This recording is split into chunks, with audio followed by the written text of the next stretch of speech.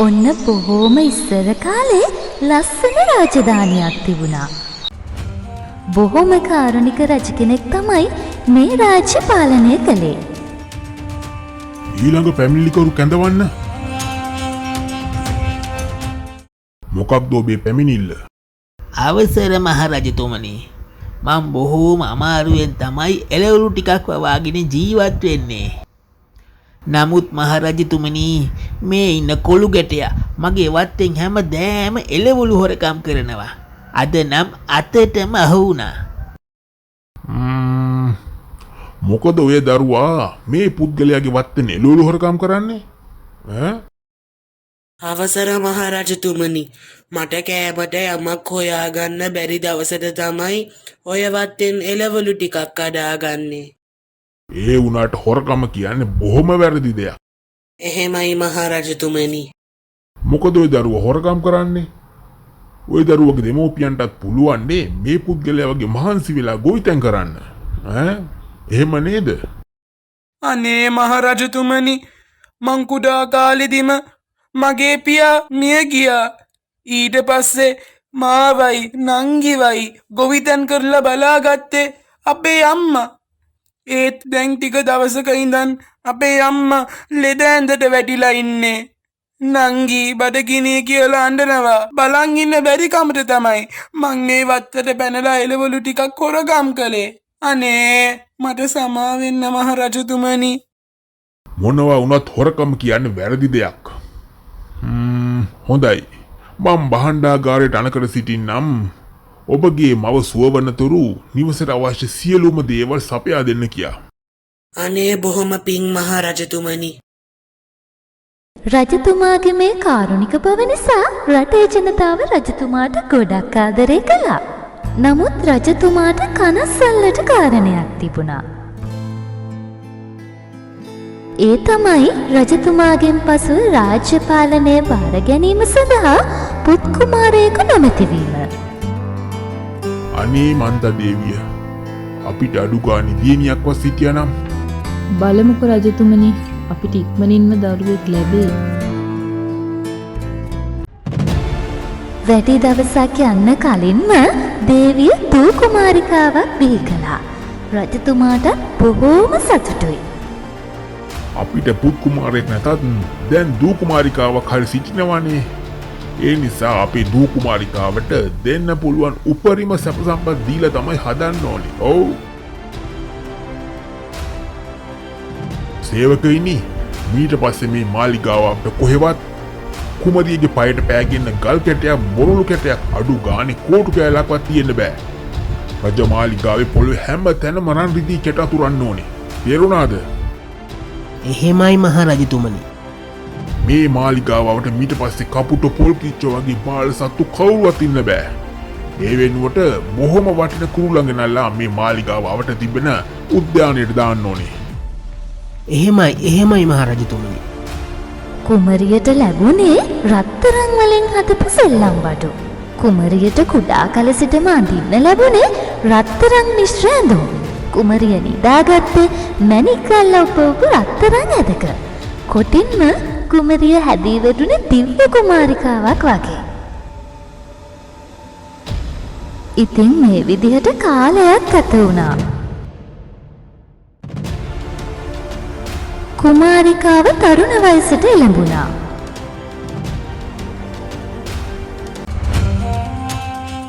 දේවිය, දැන් කුමාරිකාව විවාහ වෙන වයසත් හරි. ඔව් රජතුමනි, අපි දියණියට සුදුසු කුමාරයෙක් සොයා දිය යුතුයි. මම නම් හිතන්නේ දේවිය, මේ අවට රාජ්‍යවල සිටු කුමාරයින්ගෙන් කැමති කුමාරයෙක් අපේ කුමාරිකාවටම තෝරා ගැනීමට ඉඩ දෙමු. ඔව්, එනම් කදිම අදහසක් මහරජතුමනි. රජතුමා හා දේවියගේ අදහස කුමාරියට පැවසුවා. නමුත් කොහොමද පිය රජතුමනි, මම එම කුමාරයන්ගෙන් මට ගැළපෙන කුමාරයා තෝරාගන්නේ? ඒකත් ඇත්ත. අපි කොහොමද මේ කුමාරයන්ගෙන් වඩාත් ගැළපෙන කුමාරයා තෝරගන්නේ? හොඳයි. එහෙනම් මම ක්‍රමයක් යෝජනා කරන්නම්. ඒක හොඳයි. කියන්න බලන්න දුව, ඔබ මොකද්ද යෝජනා කරන ක්‍රමය? මම කැමැතිම තෑග කියන කුමාරයා සමග මම විවාහ වෙනවා. ඒකත් හොඳ ක්‍රමයක්. හොඳයි එහෙනම්. අපි මේ පණිවිඩය අපේ අනිත් රාජ්‍යවලට ප්‍රචාරය කරමු. අසල්වැසි සියලුම රාජ්‍යවලට මේ පණිවිඩය ප්‍රචාරය වුණා.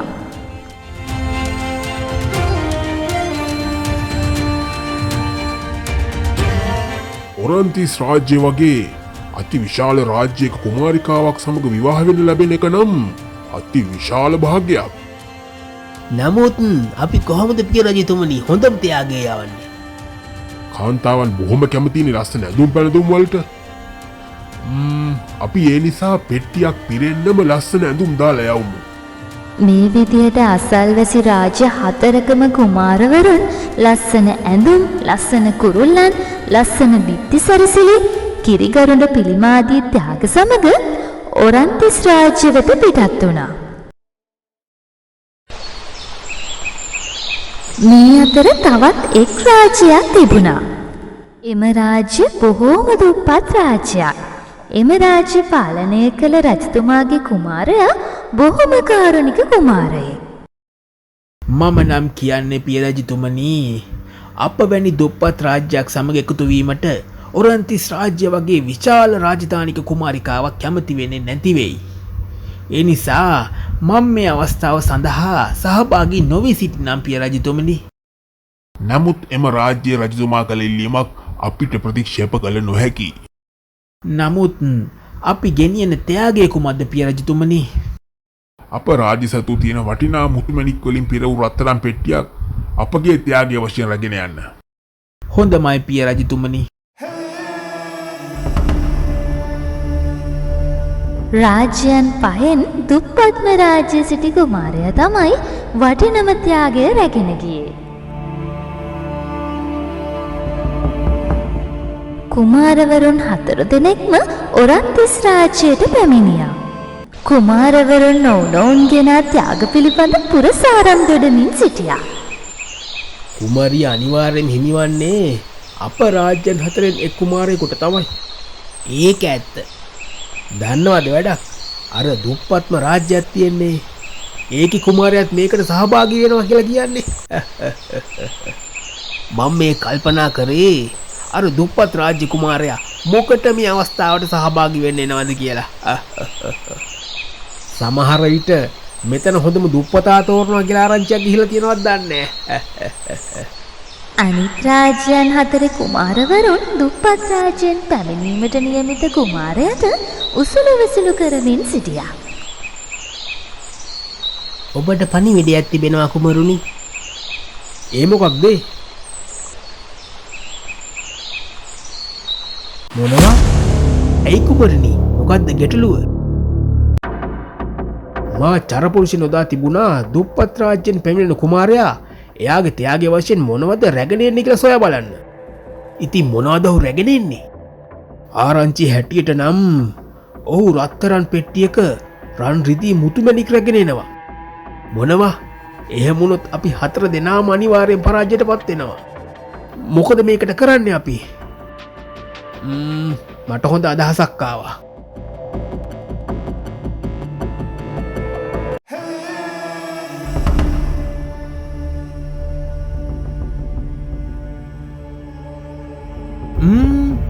කවුද අර පාර අයිනේ වැටිලා ඉන්නේ? අපි පොඩ්ඩක් බලමු කරත්තේ නවත්තලා.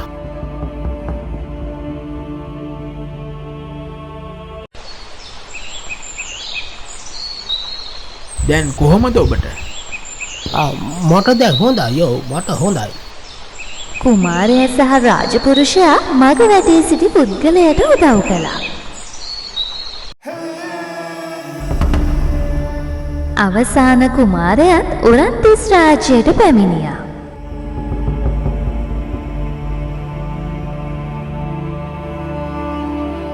හොඳයි. දැන් කුමාරවරුන් ගෙන ත්‍යාග ඉදිරිපත් කරන්න බලන්න. කුමරියනි, මං ගෙනාවා ඔබට ඉතාමත් වටිනා ඇඳුම් පැළඳුම්. මේ මොනවද මේ දේවිය? අපේ කුමාරිකාව පොඩි කාලේ ඉඳන් අඳින්නේ රත්තරන් මිශ්‍ර කරපු ඇඳුම් පැළඳුම්නේ. කුමරියනි, මං ගෙනාවා ඉතාමත් ලස්සන කුරුල්ලෙක්. මේ වගේ කුරුල්ලෝ නම් කී දෙනෙක් අපි උද්‍යානයේ සිටිනවද? කුමරියනි මං ගෙනාවා ලස්සන බිත්තිසර සිල්ලක්. කුමාරිකාවකට ගෙන දෑගිද මේ? කුමරියනි මං ගෙනාව ඔබට ඉතාමත් වටිනා කිරිකරුඩ පිළිමයක්. මේ වගේ පිළිම නම් කීයක් නම් මේ මාලිගාවෙන් දැන් අයින් කරලා තියෙනවද? තව එක කුමාරයෙක් පමණයි සිටින්නේ. මම නම් හිතන්නේ නෑ ඒ කුමාරයා වටිනා දෙයක් ගෙනල්ලා ඇති කියලා. මොකද ඒ කුමාරයා තමයි මේ රාජ්‍යවලින් දුප්පත්ම රාජ්‍යයෙන් පැමිණලා සිටින්නේ. රාජපුරුෂයන් පැමිණ ත්‍යාගය වසා ඇති රෙද්ද ඉවත් කරා. මොනවා? පරණ යකඩ පෙට්ටියක්? මොනවා මං ගෙනාපු රත්තරන් පෙට්ටිය පරණ යකඩ පෙට්ටියක් උනේ කොහොමද? අරින්න බලන්න ඔය යකඩ පෙට්ටිය.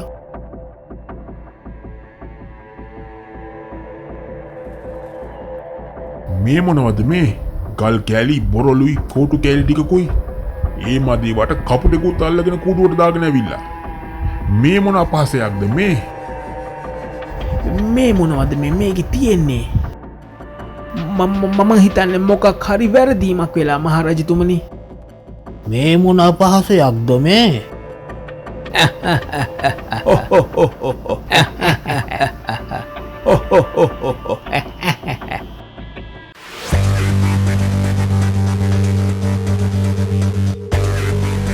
එහෙම වුණොත් අපි 4 දෙනාම පරාජයට පත් වෙනවා. දැන් මොකද අපි කරන්නේ? මට ආවා හොඳ අදහසක්. මොකක්ද?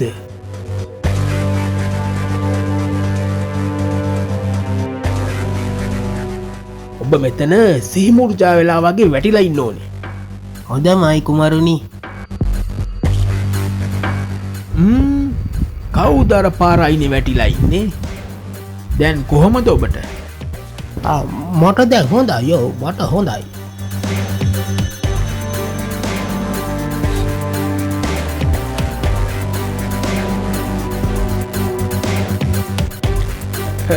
දැන් හරි මේ තියෙන ඔය කියන තෑග්ග. එතකොට මොනවද ගෙනියපු පෙට්ටියේ තියෙන්නේ? වෙන මොනවද? මලකඩ කාපු පෙට්ටියක පුරවපු ගල් කෑලි බොරළුයි කෝටු කෑලි ටිකකුයි.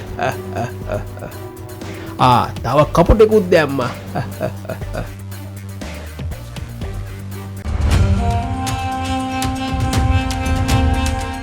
මේ මොනවද මේ පිය රජතුමනි?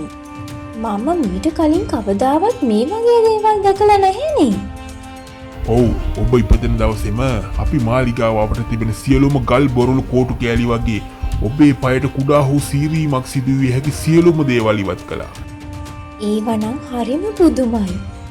නේද පිය රජතුමනි? මන්නම් කැමතියි මේ ත්‍යාගයට.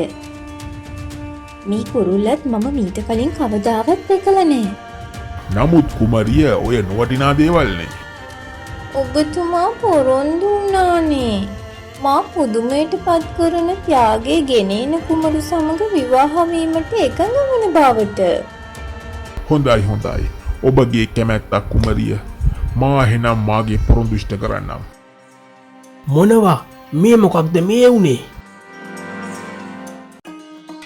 අවසානයේ දුප්පත් රාජධානියෙන් පැමිණි කුමරා කුමරිය හා විවාහ වුණා. අද කතාව ලස්සනයි නම් අපේ Toon Island YouTube channel එක subscribe කරන්න අමතක කරන්න එපා. මේ වගේ කතා දාපු ගමන් බලන්න ඕනේ නම් bell notification එකත් on කරලම තියාගන්න. එහෙනම් අලුත් කතාවකින් ඉක්මනින්ම හමු වෙමු.